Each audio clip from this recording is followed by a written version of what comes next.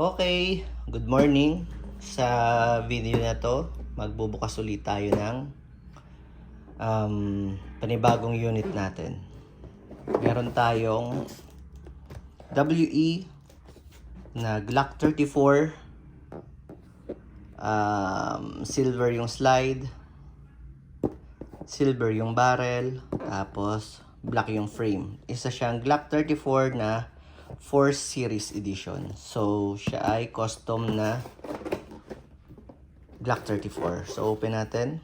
Meron siyang owner's manual as usual. Ayan. QR code. So, sa box, ito yung unit.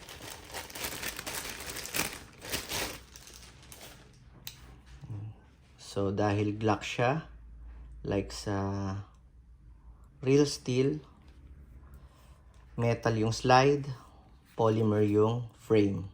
Ganun kasi yung mga Glock. Plastic yung ilalim. So, naka fiber optic sights, front and rear, green yung front, orange yung rear. May skull marking sa likod. Tapos kita yung may mga serration dyan. Kita yung barrel. Ayan. So, silver yung barrel. Naka-enlarge mag release, competition trigger, tapos naka-magwell siya dito. Meron na rin siyang magwell. So, kailangan ang pasok ng magazine malakas kasi minsan nahaharang nitong magwell yung yung magazine. Tapos, naka-threaded yung outer barrel. So, pwede ka dyan maglagay ng mga suppressor o ikaw na ang bahala. Tracer, yan. Tapos meron siyang under railings dito for attachment. Pwede mong lagyan siya ng flashlight, laser. Ikaw nang bahala. Ayan. So, ano pa ba? Yan, yung mga markings ng Glock 34. Tapos logo ng WE. Ito may markings ng V Technology. Yan. May logo dito.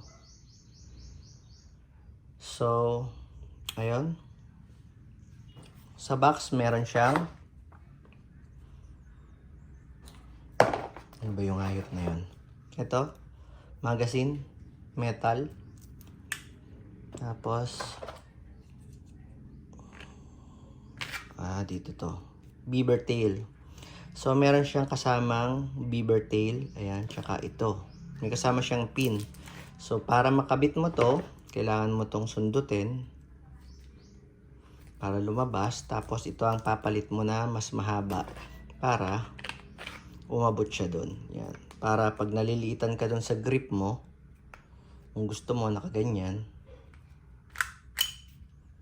ikaw ang bahala.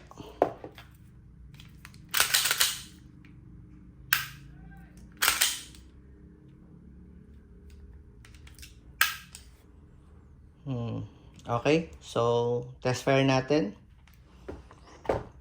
Glock 34 na 4 series WE. So test fire tayo, WE Glock 34 4 series.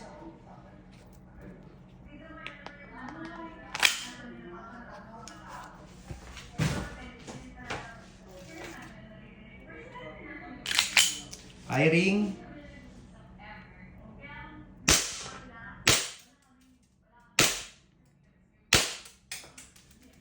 So, pag gusto yung bala, mag-open slide. Then, kasalang natin. Release mag first pala. Tapos, kasalang natin.